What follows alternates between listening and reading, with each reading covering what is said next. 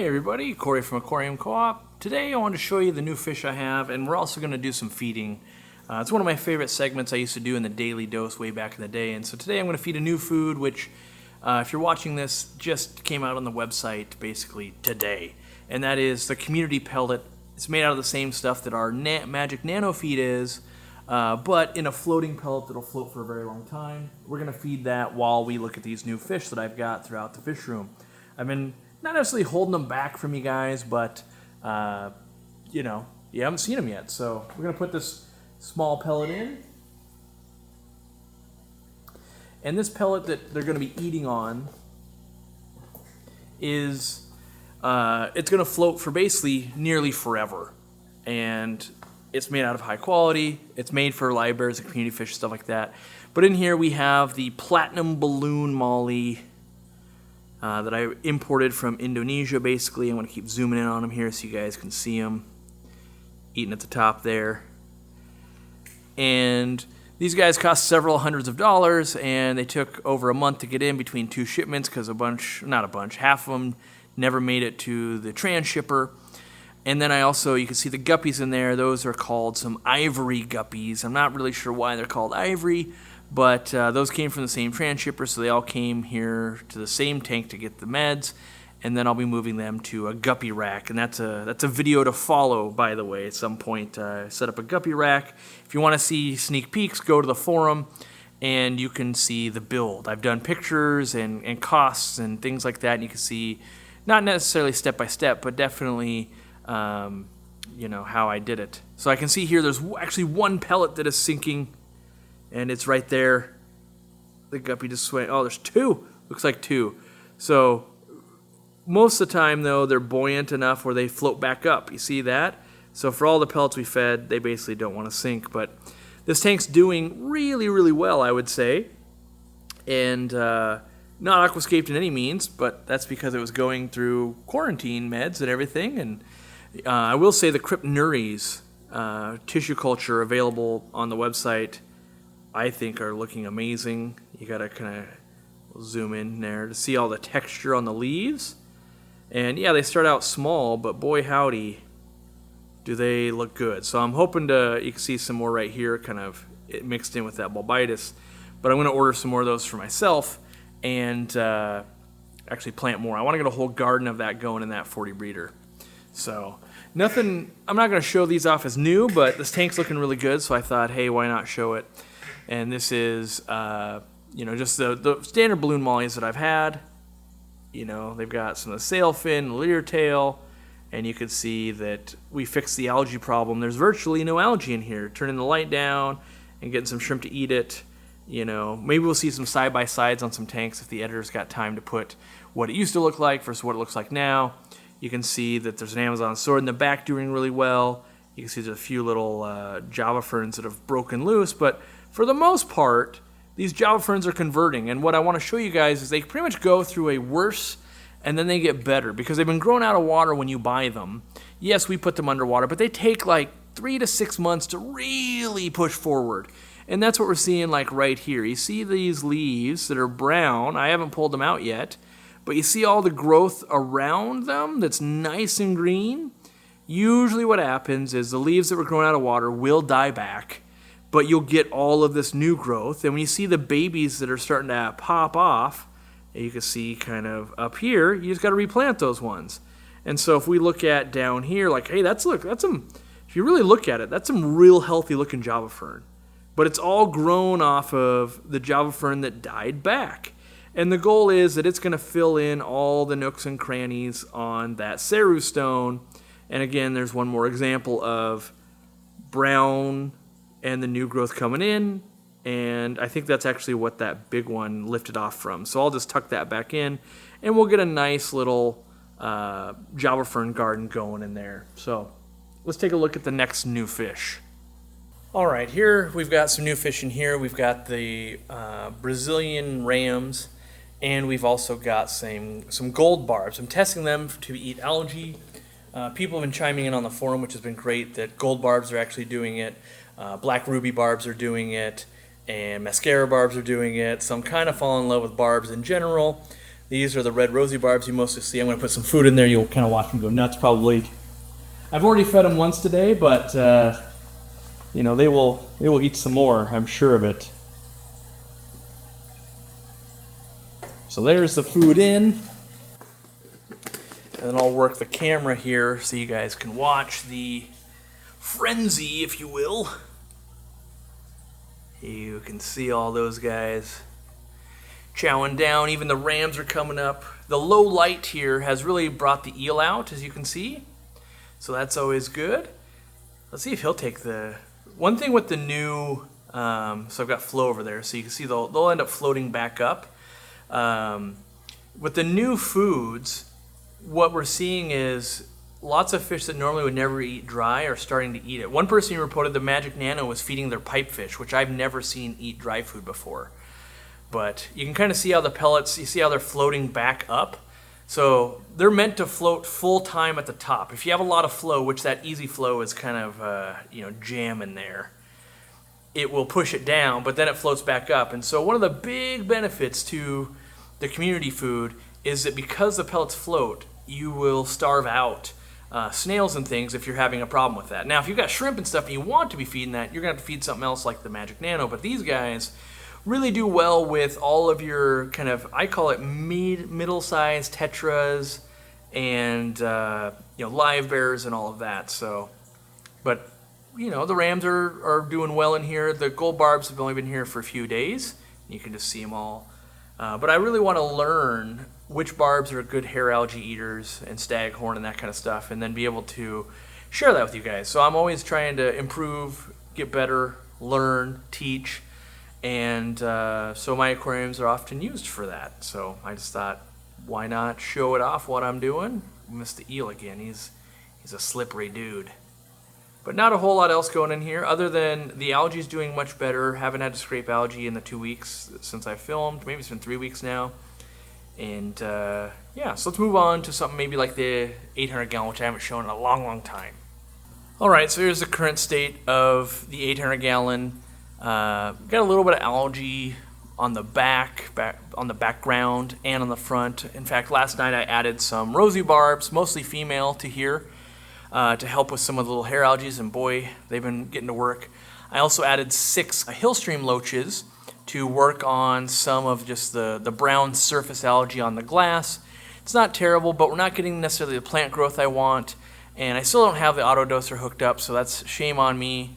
I've been working on all these other little projects. Sneak peek, there's a rack of tanks right over there that I've been working on. So this need to get the algae under control. And in fact, before I put this community pellet in here, I want to show you. Let's see if we can get.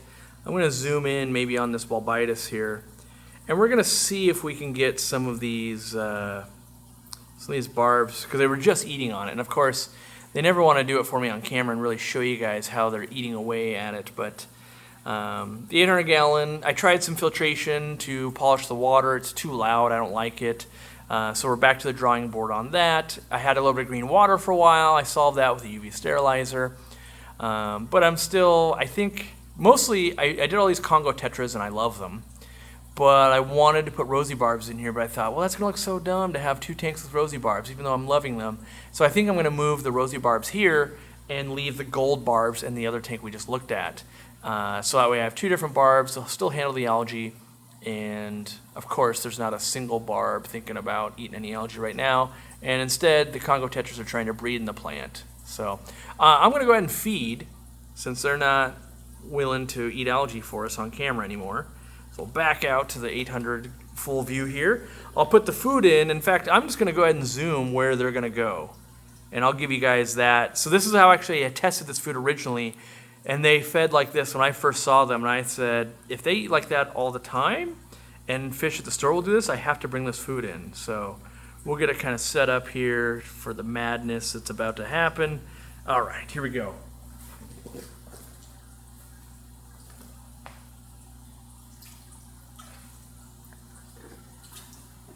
So you can see even the clown loaches will go up and partake in that. And what I fell in love with, I fed much less the first time, because sometimes you feed a food that's new to you and they won't even eat it, so I don't want to pollute the tank. but it's bite size for all of these. They don't have to chew it and spit it out and chew it. They just take it in and they eat it and they swallow it and they get more. And so you can see all the clown loaches doing their thing. You see all the other fishes. It spreads around the tank a little bit more now. Everybody is in a frenzy, and I think it's that whole anchovy meal, whole krill meal, and whole shrimp meal that just, they go nuts for it. And that's always my first line, is I want everything to go nuts. There's actually only 2 fish, 3 fish maybe, that aren't eating, and it's one baby pseudotrophy psilocybe that snuck in, which he just went behind. And then there was like a barb or 2 feeding on some algae over here. But, you know, the absolute whirlwind of everybody going to eat. And that was the second feeding in the last 2 or 3 hours. So I really am a fan of this food. I think you guys are going to be a fan if you've got any mid-sized fish. And a mid-sized fish to me is 1.5 to 4 inches or so. If they'll eat off the top, which a lot of fish will, they will just go gangbusters. So if you've bought the nano feed, magic nano feed from us, and your fish love that, it is the same ingredients, not exact same formula, slightly different so it would float full time, but same ingredients that the fishes go bonkers for. And so you can graduate from, oh, we had fry, we raised them on the nano feed, then they got bigger, now they're on the pellet. Angels, all kinds of stuff goes nuts for this. And there's virtually no mess because it's a really clean food, high quality ingredients, all floating, none getting stuck in the gravel or feeding snails or doing anything like that. And, you know, when's the last time you just saw even baby clown loaches going nuts like that? There's none left, guys. You guys are too late. You have to wait for feeding number 3 or 4 today. Let's take a look at the African cichlid tank. So here's the African cichlid tank, kind of quote-unquote fully planted with the Java fern. This is going to have to go through that conversion we talked about earlier. And I think there's like 16 or 17 pots of Java fern, which is pretty expensive to invest in, but keep in mind, this is a 230-gallon aquarium, and so it takes a lot. When you work with big tanks, it just takes a lot. And so this has the Pseudotrophia psilocybe, which is an African cichlid. The males are going to turn black and blue, and the females will stay nice and yellow. You can kind of see they're in the corner there. There actually is a little bit of food still in here from a few hours ago. And so what you can see, if I kind of go over here, and we keep enhancing and zooming, those few pellets still staying mid-water, and they keep traveling upward. And so we can see there's still a few pellets up there. And this has literally been hours for me, and I just think that's really magical. Like, you can see them, they get knocked down by the intense air I have going from the new weighted air stone, by the way. So I guess I could show you guys the weighted air stone as well. But they get knocked down, but they get up again, right? Just like that song. I'd play it if I wouldn't have copyright issues. But this, you know, it's going to be a 6-month. This is a long project tank. This is going to be one of those things that a year from today, assuming I stick with it and everything, will look awesome. But right now, you're like, we're waiting on the fish, we're waiting on the plants. Like, it's some rocks, Cory. I get it. But it'll be really, really fun when it's done. You can see I've got some of the old prototype easy potassium. I'm dosing extra potassium when I'm going heavy Java ferns just to help them. There is lots of potassium in Easy Green, but when, you know, Java ferns and Anubias really, really love potassium. So putting in a little extra doesn't hurt, and you basically can't overdose potassium. It doesn't really lead to algae when you dose a ton extra. So, you know, with a grain of salt, obviously you can be like, well, I put in 30 gallons. Okay, but if you do a little extra here and there, it's not going to lead to problems. But I'm going to grab this and try to look at this air stone for you guys. This is with a linear air piston pump, and I don't even have it. The goal is going to be putting it under a piece of rock and getting it going, but since it's weighted, it kind of just does its own thing. And you can see all the bubbles coming out. They're fairly coarse, but you can really put a lot of air through one of these, and they're weighted, so I don't have to do anything with it. If you don't only get it come out on one side, you just don't have that much air. Not a problem, really. So I'm going to chime in on a few tanks where the plants are going gangbusters for you guys. Not necessarily new fish, but some are. So now I'll just chime in on some of the 40s. You can see we still have the goldfish over here doing a great job at duckweed cleanup. And all of them still have low light. And I would go on a limb that say the plants in all of my tanks are doing better with less light. This one we actually turned off the light in the back And this side by side, you can see how much has grown in 2 weeks. It's honestly, it's annoying. It's growing so much that you can see the fish don't have enough room to really swim. So I got to get in here and really cut it back again. So I might actually rip all this out or plant it all in the 800 gallon, because when it gets this dense, it's honestly just annoying for the fish and me to even get food to them. So, by the way, the goldfish go absolutely nuts for that community pellet as well. So if you're a goldfish person, it's been tested on goldfish. They thrive and do really well. Look how good their color is for these shabunkins. They are, in my opinion, looking real good.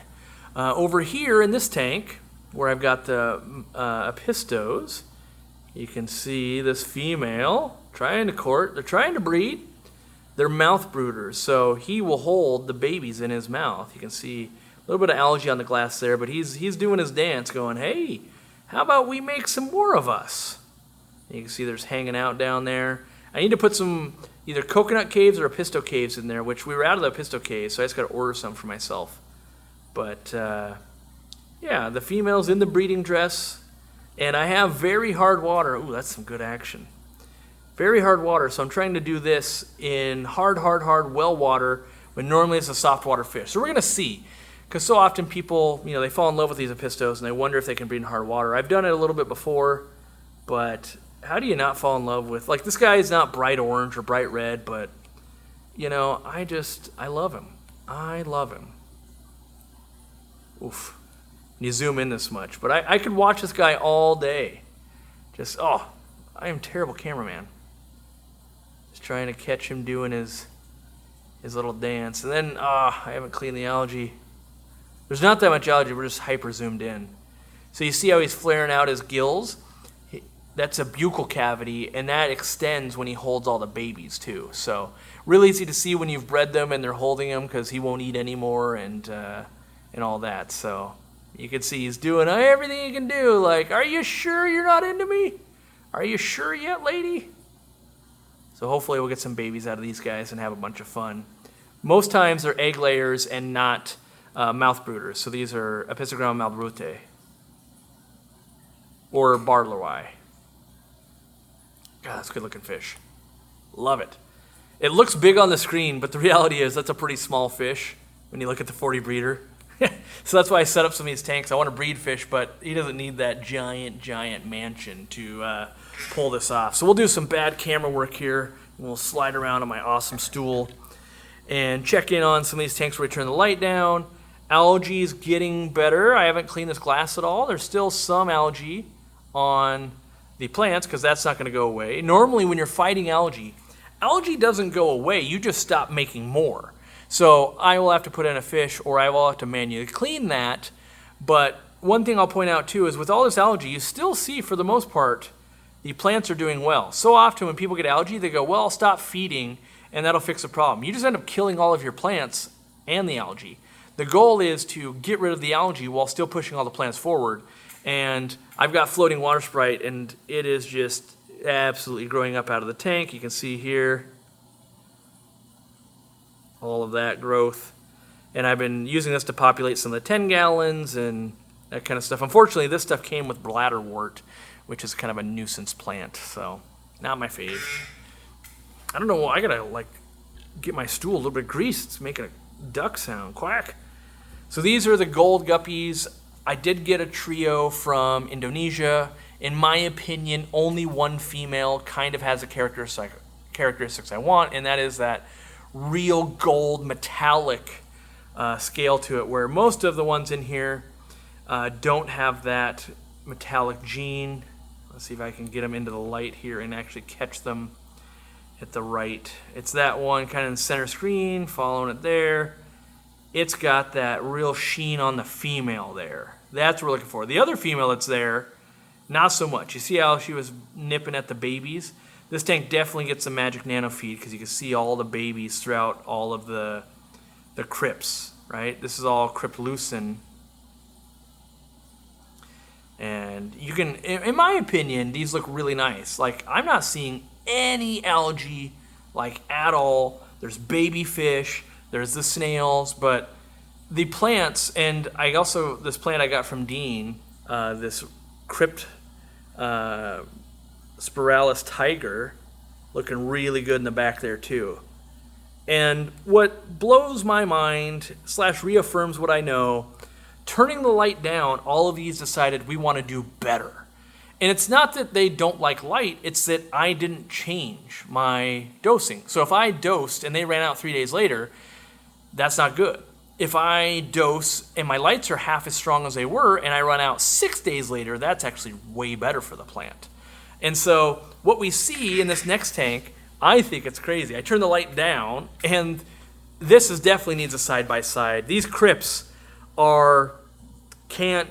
they got the monster gene. Like, these things, they're at the top of the tank now. There is just so much crypt action going on in here. You can see they're just purling up a storm. There's full oxygen in the water. Babies everywhere. These black guppies, which, look dark because, well, they're black in a not super bright tank, but man, they are pushing forward. That is now a background plant. I need to remove like the first half of those. But most of the other tanks are kind of similar, and I don't want to make this video take forever, but you can see that, like, oh, guppy grass, doing pretty good, Cory. Again, those are lights at the same strength. It's just not getting all blocked out, and yeah. So those are my new fish. I've got a little more, but I won't reveal those yet. And I've got 2 different batches of fish showing up this week to help populate the new rack. So I've just really been feeding, and honestly, I've been getting better results because I was too lazy to hatch brine for a while.